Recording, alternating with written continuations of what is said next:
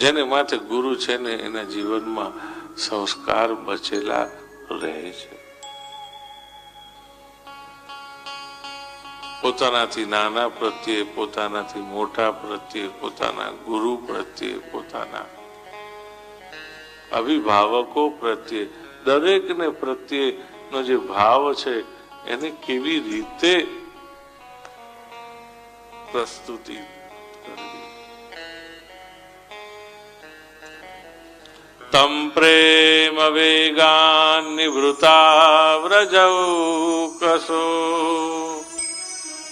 યથા સમીયુ પરિરંભણાદિભિ ગોપ્યશ્ચ સસ્નેહમ પૂજયન મુદા દદ્યક્ષતાદ્ભિર્યુયુજુઃ સદા શિશઃ.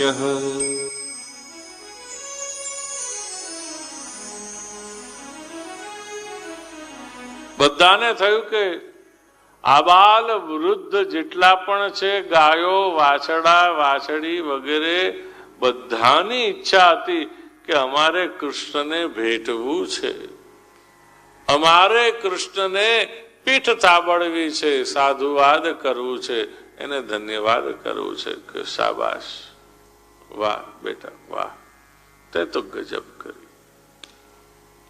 જેટલા પણ ભગવાનને યશ આપવા આવે છે, ભગવાન યશ લેતા નથી. યશ ભગવાન બધાને પાછો સામે આપી દે છે. ગોપ ગોપીઓને કહે તો તમારો મારામાં વાત્સલ્ય ભાવ એટલે તમને એવું લાગે કે મેં કર્યું, બાકી હું કોણ કરનાર. એક સાથે બધાને ભગવાન ભેટ્યા છે, અનેક સ્વરૂપ લઈ અને દરેકની ઈચ્છા હતી એને પૂર્ણ કરી છે. ગાયો વાછરડાથી માંડી અને દરેક ભગવાનને પીઠ થાબડતા જાય, વાહ વાહ કરતા જાય, શાબાશી આપતા જાય અને એને વાલ કરતા જાય, એના ઓવારણા લેતા જાય અને માર ફૂટ્યા નહીં, તમારા જેવો ભાવ નહીં.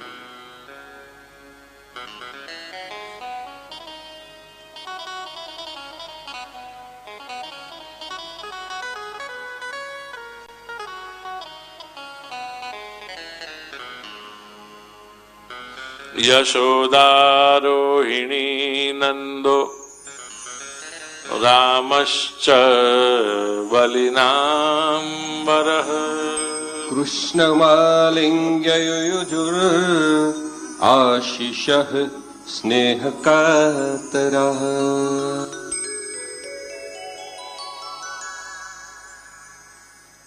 જેટલા હતા એટલા સ્વરૂપ ભગવાને લીધા અને દરેકને આલિંગનનું સુખ આપ્યું છે.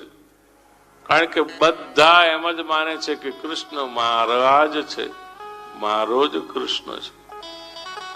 કૃષ્ણ પણ બધાને એ જ ભાવથી પોતાના જ માને છે અને એ પ્રકારે દરેકને ભાવ પોષે છે.